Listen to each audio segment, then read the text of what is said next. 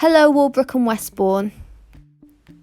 Last week in English, you wrote a letter to your friend, pretending to be the old man. Today, you're going to start writing another letter to your friend, because a lot has happened since your last letter and you have a lot to tell them. You want to tell your friend about the amazing things that have happened, and to do this, you'll need to include lots of the description writing that you did on Tuesday and Wednesday, so that your friend can really imagine what's happening in the Tin Forest. When you wrote your last letter, you were feeling really sad. You had been spending so much time trying to clear all the rubbish, but nothing was happening, and you dreamed of a beautiful forest. But then, after you wrote your last letter, you had an amazing idea. This idea is what you're going to talk about in your letter to your friend, and you're also going to tell them about all the amazing things that happened afterwards, and the beautiful animals that came to visit.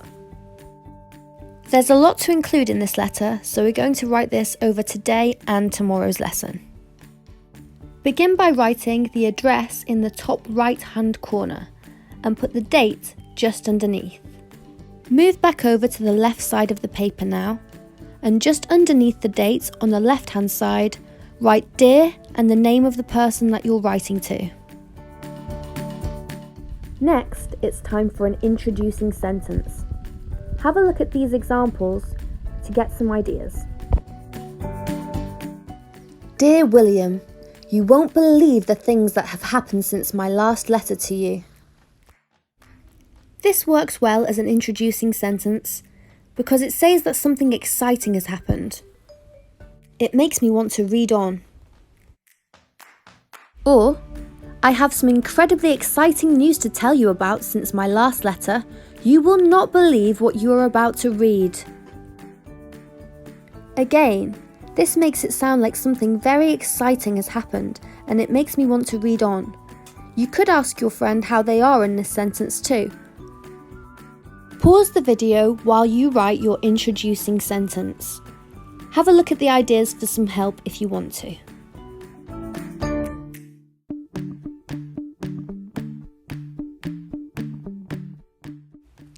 Skip a line.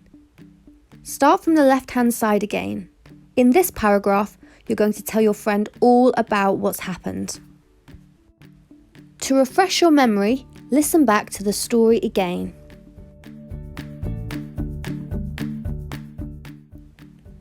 There was once a wide and windswept place, near nowhere and close to forgotten, that was filled with all the things that no one wanted.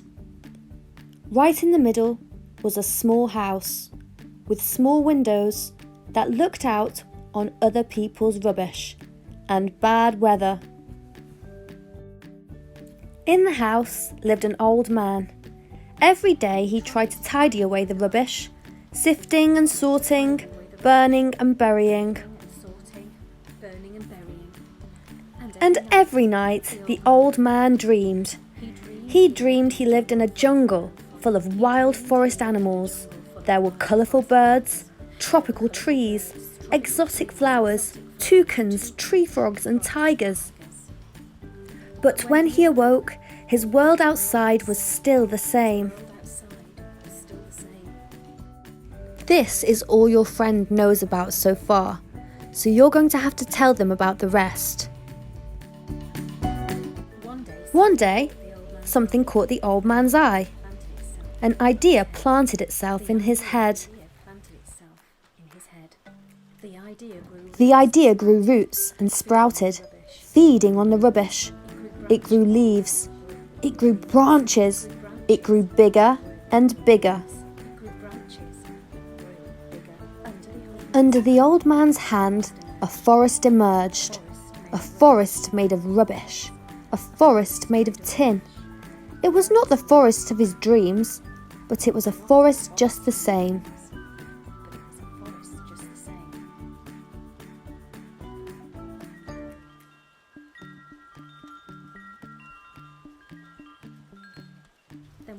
Then, one day, across the windswept plain, The wind swept a small bird. The old man spilled crumbs from his sandwiches onto the ground. The bird ate the crumbs and perched to sing in the branches of a tin tree. But the next morning, the visitor was gone. For your task today, you're going to write the first part of your letter. It will need to include your address, the date, dear, and whoever it's going to, and an introducing paragraph explaining what has happened since your last letter, up to the point where the little bird flies away and you're feeling sad again. I have some incredibly exciting news to tell you about since my last letter. You will not believe what you're about to read. I came up with an idea. I made flowers and trees out of old bits of metal. It tidied the place up a bit, and it definitely looked better than before.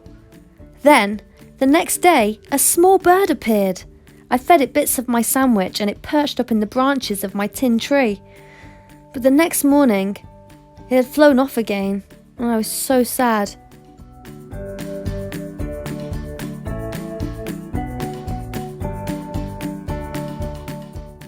I made a beautiful little flower out of scrap metal. And then I made another, and another, and another. I made quite a few by the end of the night. I was absolutely exhausted and went to sleep. In today's English lesson, you're going to begin writing your letter to your friend to tell them all the exciting things that have happened. But there's so much happened that we're not going to get all of that writing done in one lesson. So for today, could you please just write up the build-up and the problem?